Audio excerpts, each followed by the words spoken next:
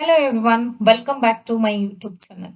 Today we are learning Practice of Comparative Literature MEG-15 Block-1 Unit-2. First, let us understand what is Practice of Comparative Literature. In previous video, we have studied about what is comparative literature.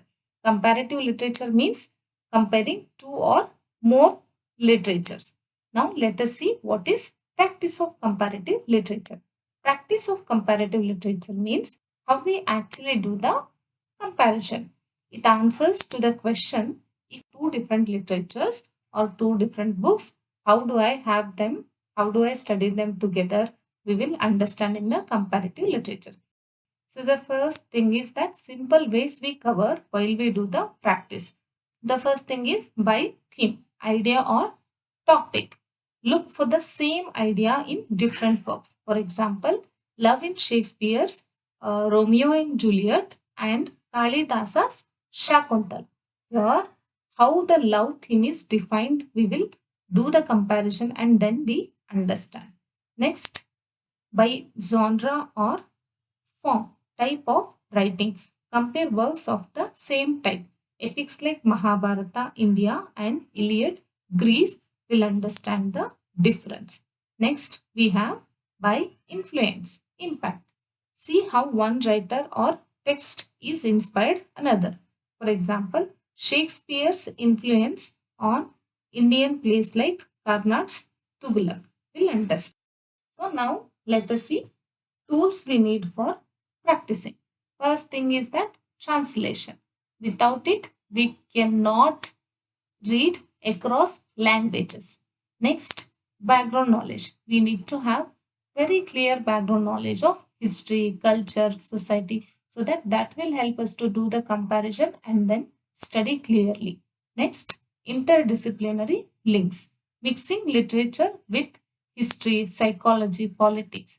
So we'll understand the differences. Next, problems, challenges, what we get while we practice or while we do the comparison. So the first thing is that language barriers. So because we don't know all the languages, it will become problematic for us to study all the other literatures are there in different languages. Next, something is always lost in translation. For example, while we do the translation, exactly words we cannot mention. Some feelings may vary, some words may vary in different languages. Next, bias. Literature treated as better than others.